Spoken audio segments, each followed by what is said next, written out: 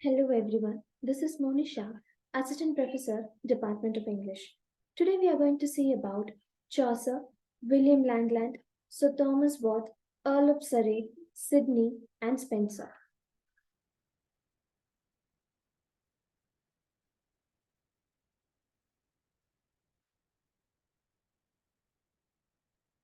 So Geoffrey Chaucer. His timeline is from 1300 to 1400. He is considered as the greatest English poet of Middle Ages, the father of modern English poet. Chaucer's life spanned the rule of three English monarchs, and his works reflected the political and cultural dynamics of each era. Chaucer received patronage and support from John of Gaunt, the Duke of Lancaster, and the father of Henry IV, which allowed him to focus on his literary endeavors. Chaucer's magnum opus was the Canterbury Tales, a collection of 24 stories written in Middle English, featuring diverse narratives told by a group of pilgrims on a journey. The Book of Duchess, The House of Fame, The Legend of Good Women, Troilus and Cressida are his popular works. Geoffrey Chaucer introduced rhyme royal, enriched English poetry with a distinct and structured rhyme scheme. Geoffrey Chaucer was the first writer to be buried in Poets' Corner in Westminster Abbey, a place of honor for notable writers and poets. His literary period can be divided into three parts. The first period is the French period from 1343 to 1370. Chaucer served as a public servant to Countess of Ulster, Elizabeth de Burgh, wife of Lionel, Duke of Clarence. In 1359, Chaucer joined the Hundred Years' War.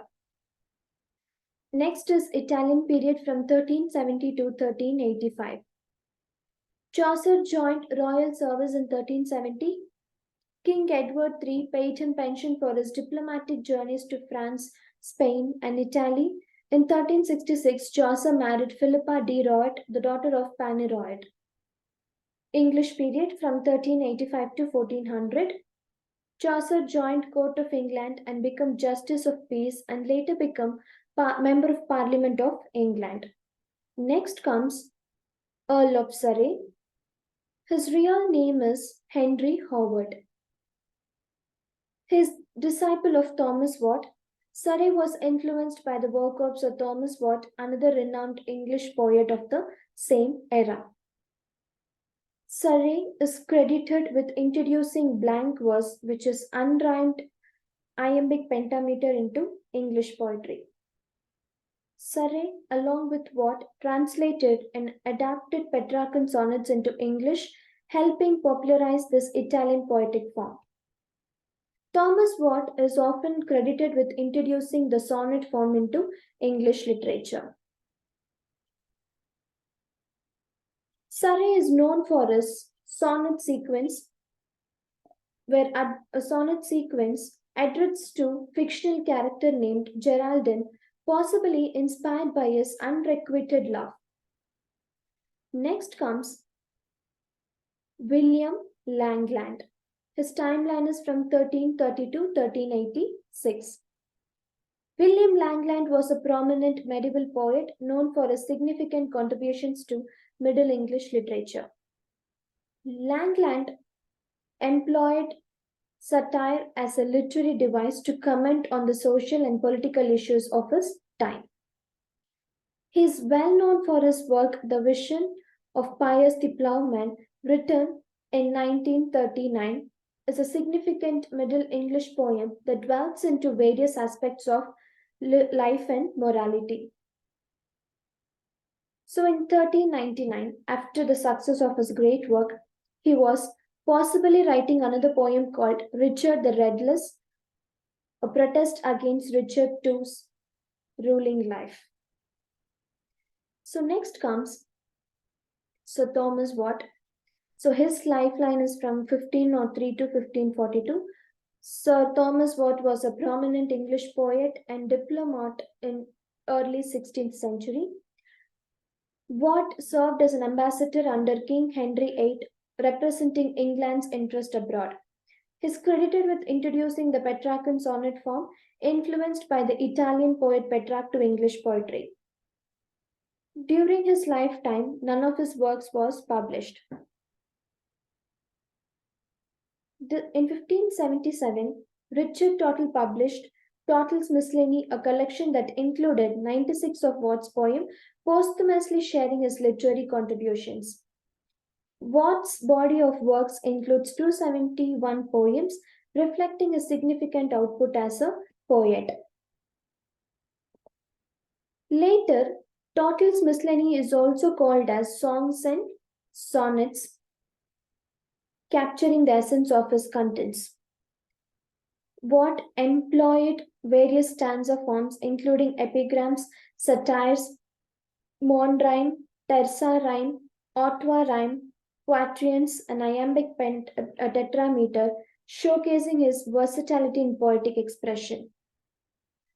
So next comes Sir Philip Sidney. So his timeline is from 1554 to 1586. He was an English poet, courtier, scholar, and soldier who lived during the Elizabethan era. Sidney was a versatile figure who excelled in various roles, including being a poet, serving in the royal court of Queen Elizabeth I, pursuing scholarly interest, and participating in military endeavors. Sidney dedicated his longest work, Arcadia, to his younger sister, Mary. Tragically, Sir Philip Sidney lost his life during the Battle of Zutphen in 1586 while serving as a soldier, which marked the end of his promising career. His literary work occurred between the years of 1578 and 1582. Here, where Sidney's significant literary contributions took place, a period when he produced notable works such as Achitophel and Stella. One of Sidney's greatest achievements in poetry was the creation of sequence of 108 interconnected love sonnets in Achitophel and Stella, making it a prominent working English sonnet tradition. So next comes Edmund Spenser. So Edmund Spenser is celebrated as one of the most influential poets globally.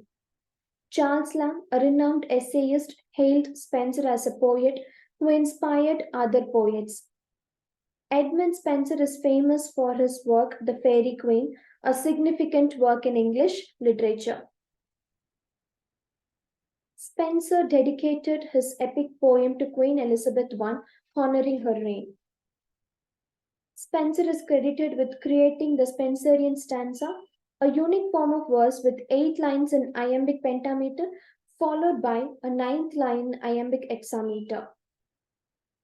Spenser drew inspiration from a wide range of classical and literary sources as well as myths and folklore. Spenser was influenced by Homer, Virgil, Chaucer, Philip Sidney, pagan myth, medieval folklores, and legends. Spenser composed the poem Epithalamion to celebrate his own wedding to Elizabeth Boyle. T.S. Eliot referred Spenser's poem Prothalamion in his influential modernist work The Waste Land. Spenser penned a pastoral elegy called Astrophel to mourn the passing of his friend and fellow poet Sir Philip Sidney. Thank you.